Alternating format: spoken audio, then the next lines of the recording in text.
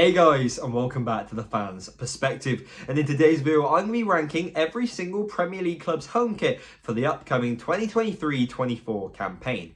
Now, as you guys know, every single season a new set of jerseys are released and they seem to split opinions every single time. Some fans love them, some people absolutely hate them, and it just causes controversy all over Twitter and all over football as a whole. But I wanted to throw myself into the deep end because kit designers don't really get a break. And whatever they do, some people are not going to be happy. And I wanted to rank them and see if I'm either part of the minority or majority, depending on what you guys think and what kits you guys actually like.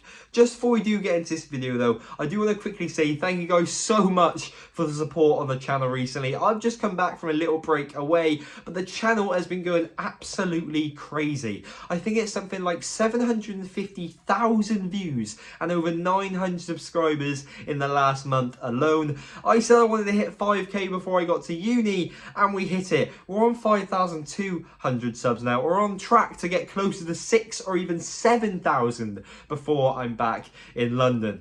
But nevertheless, I just want to say thank you guys so much. If you do like this sort of content and want to see more of it, I can make an away kits video or maybe some other kit videos. Please smash that like button and show me that you love the channel by joining the family. Help me get to the next subscriber goal, because there's so much content coming up for this upcoming season. Drop a comment down below what your favourite kit is, and maybe what do you think my favourite kit is before you actually get to that stage of the video.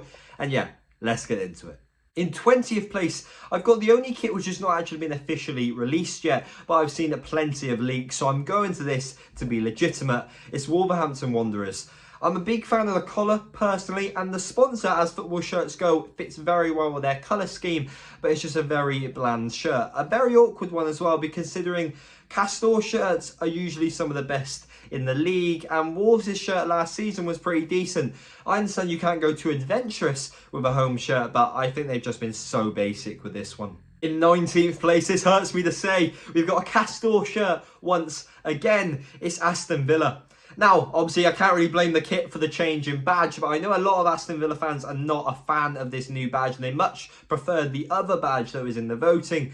But that's just one part of it I don't personally like. The other part is the actual pattern on the shirt. What have they gone for? There's sort of like squiggly lines. And then finally, the sponsor. Oh, it's drop dead awful. The lettering, the format, the size of it, the colouring, it just doesn't scream Aston Villa to me.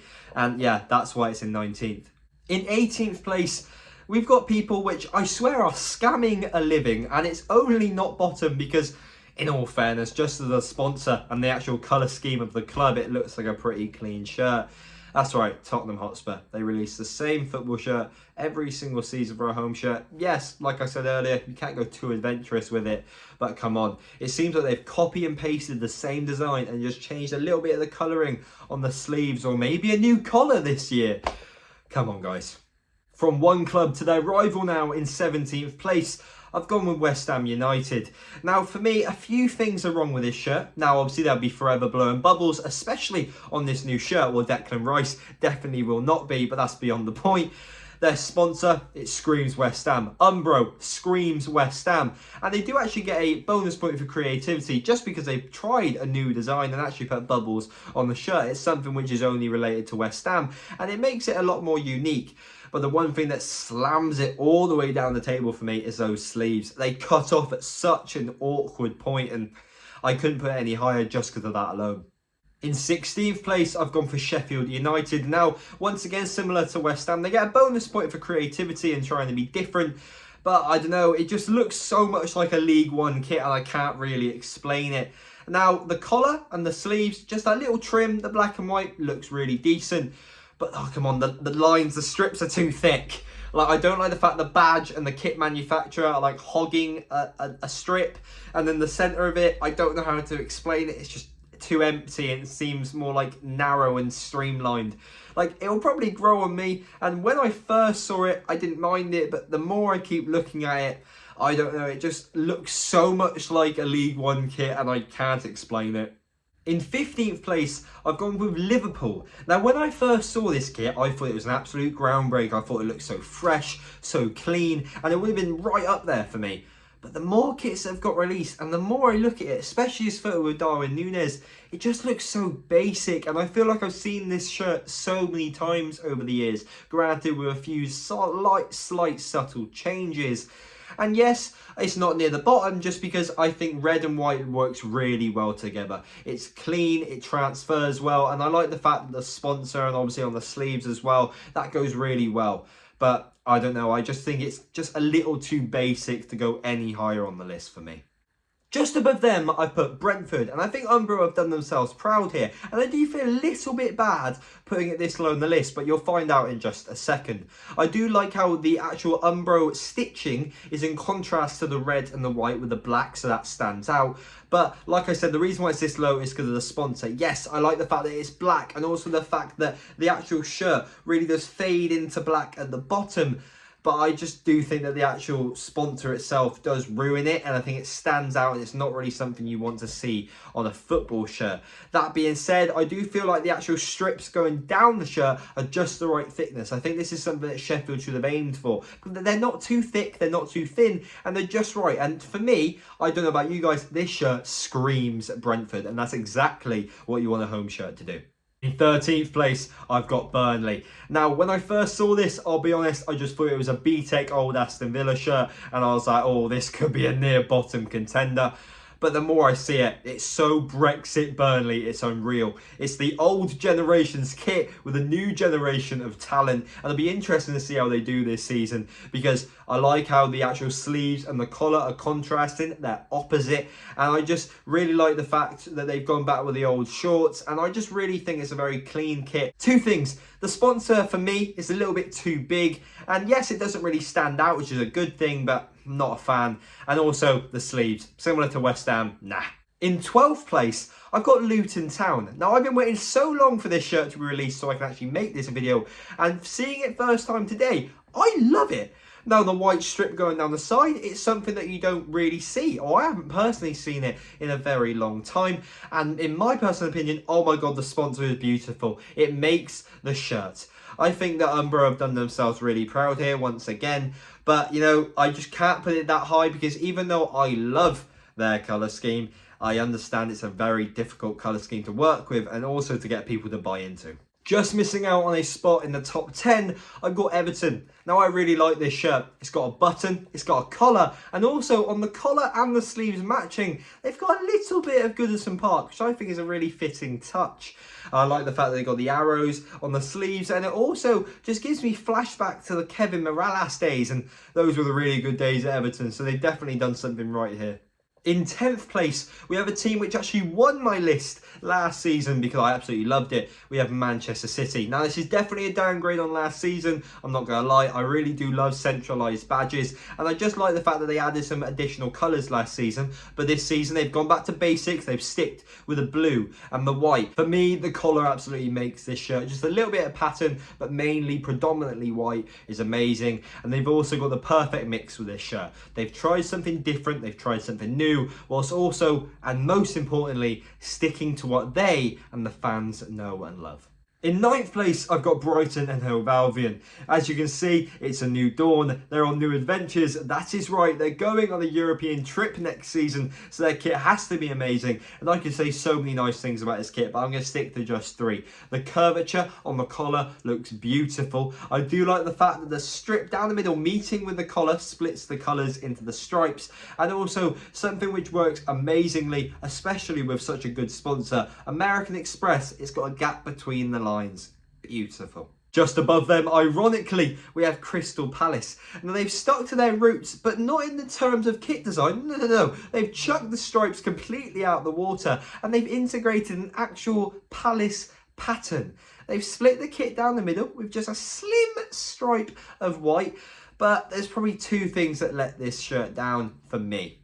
The kit sponsor is way too big, even though it fits the colour scheme, it's alright. And also, yeah, I like the fact he's got the bit of white here and on his sleeves, but it makes him look a little bit like a priest. In 7th place, I've got Manchester United. I really like what the Red Devils have done this season. They stuck with what the fans know and love, the black socks, the white shorts, the red shirt. But they've also added in something which I think is quite interesting. They've added an almost rose-like pattern across the shirt. But you know exactly what I'm going to say. The one thing that ruins it, probably the ugliest sponsor in the league. In 6th place, I've got Bournemouth. Now, I don't know if this is the kit designers being pure geniuses or me just being a bit stupid for not realising this before, but previous Bournemouth kits, obviously, they were predominantly red, typically red with black stripes or just much thinner stripes, and I wasn't too much of a fan. But with this kit, they've completely inverted that. They've made black the predominant colour and added red stripes, essentially, because the red's the thinner lines. And something which is especially satisfying for me personally, don't really know if you guys have noticed it, but the fact that the Afcb actual wording fits perfectly in between the 3 stripes, and then in between the central stripe, the Afcb logo perfectly fits. That gives it bonus points to me. And the finishing touch, which I really like on this shirt, is the fact that they've just kept it nice and simple. Black collar and all black sleeves just to finish off the shirt. Brilliant. In 5th place, I've got a shirt which, I'll be honest, when I first saw it, I was like, is this just a Sports Direct shirt? I've got Nottingham Forest. Now, saying that this shirt has grown on me is an absolute understatement. Obviously, going with the Adidas 3 stripes on the shoulders, I think that looks really nice. The fact that they've gone sponsorless yet again, unless they are just yet to get one for this season. And I really think it just helps the badge stand out. Amazing shirt. The one important thing to note, obviously, being the fact that they've actually returned to their much darker shade of red compared to last season. In 4th place, I've got Arsenal. Now, Arsenal have always been seen as the fashion designers in recent years. They've had some of the best kits in the league, but never really been giving any of the best performances. Last season, they blew that out of the water. They played amazingly. And, well, yeah, a kit with a gold trim never disappoints. But I guess you could say one thing that lets this down, nothing to do with the kit, is the fact that it's kind of cringy and meme-worthy, considering, well, I don't really know what their reasoning was, but a lot of people are suggesting that they had the gold trim because they thought they had the league all sealed and wrapped up until they bottled it to Manchester City. Nevertheless, gold trim never disappoints. I always love the Arsenal kits, and I believe I put their kit last season rather highly. And I like the pattern, almost like lightning bolts going down the centre. Great shirt. In 3rd place, we've got Fulham. Now, this is a football shirt. It's got 2 contradicting colours on either shoulder. It looks professional, but also fashionable. It's got a little button, which looks really nice. The sponsor looks really clean. It's got just the gentle, slightest little stripes going down the centre. It's amazing.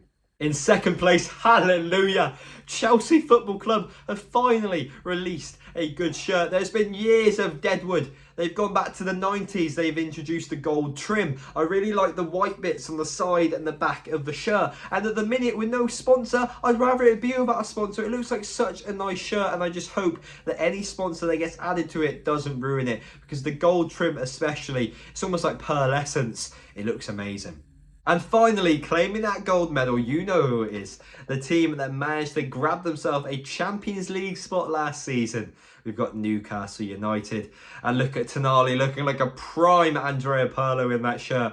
What a kit it is. Castor, you have done yourself an absolute worldie here. A world-class player in a world-class kit.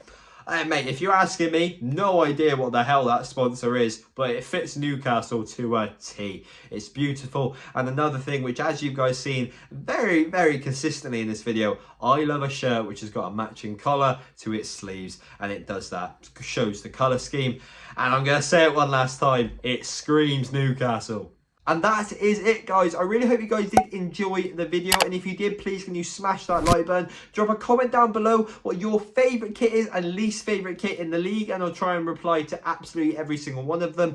The new season is coming thick and fast. Very, very shortly, we've got a Cheltenham pre-season game between Cheltenham and Bristol. We've then got a load of Cheltenham away games. We've got Bristol versus Swansea, hopefully. We've got the Community Shield. And when we're back in London, we have got countless of extra opportunities. Thank you guys so much for watching this video, and I'll see you guys in the next one. See ya.